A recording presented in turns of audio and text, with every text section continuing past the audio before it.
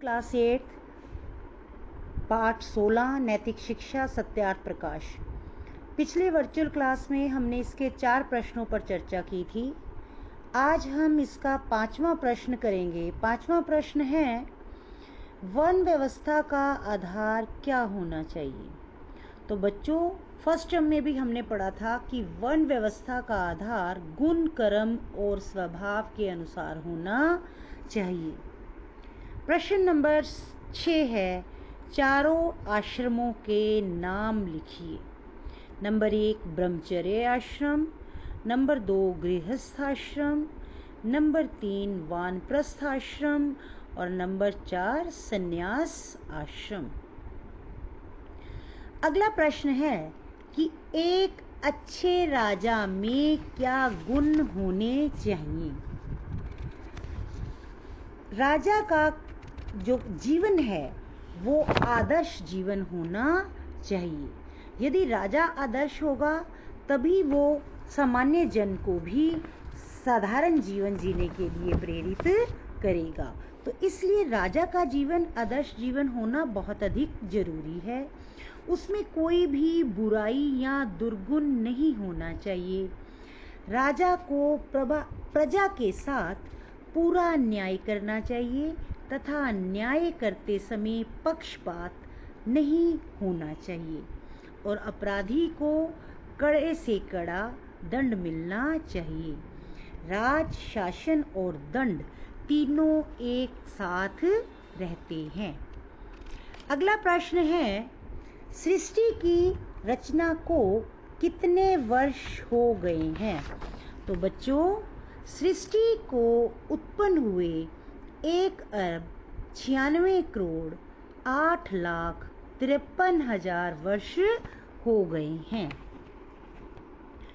प्रश्न नंबर 9 है, स्वराज्य के विषय में स्वामी दयानंद के क्या विचार हैं। अष्टम समोल्लास में स्वामी जी ने कहा है कि स्वराज्य या स्वतंत्रता को बहुत अधिक महत्वपूर्ण बताया गया है।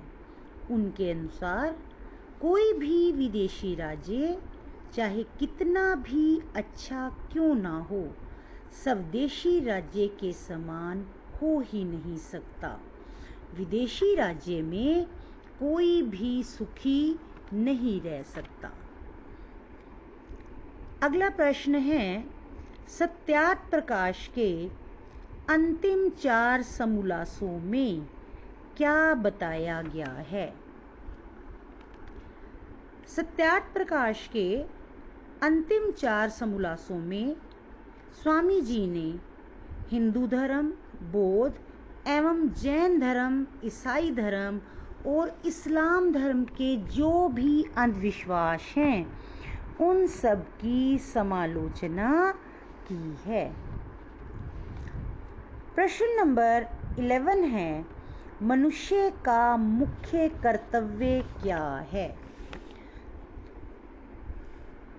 दशम समोल्लास में बताया गया है कि सत्य ही सबका आधार है, परंतु सत्य बड़ी सावधानी से बोलना चाहिए। अप्रिय सत्य कभी नहीं बोलना चाहिए। जिस जिस कर्म से जगत का उपकार हो वह कर्म करना और हानिकारक कर्मों को छोड़ देना ही मनुष्य का मुख्य कर्तव्य है। अगला प्रश्न है, स्वामी दयानंद ने सत्यार्थ प्रकाश की रचना क्यों की। बच्चों, जैसा कि आप जानते ही हो कि सत्यार्थ प्रकाश एक महान ग्रंथ है जिसकी रचना महर्षि स्वामी दयानंद सरस्वती जी ने की थी। स्वामी जी कहते हैं, मेरा इस ग्रंथ को बनाने का मुख्य प्रयोजन सत्य सत्य अर्थ का प्रकाश करना है। स्वामी दयानंद एक ऐसे महान व्यक्ति थे जिन्होंने जीवन भर असत्य अधर्म से समझौता नहीं किया। उन्होंने विश्व से अज्ञान, अधर्म और असत्य को मिटाने के उद्देश्य से ही सत्यार्थ प्रकाश की रचना की। तो बच्चों, आज हमारा चैप्टर 16 कंप्लीट हो गया। इसके सभी प्रश्नों को अपनी नोटबुक में नोट करें और लर्न करें। Thank you.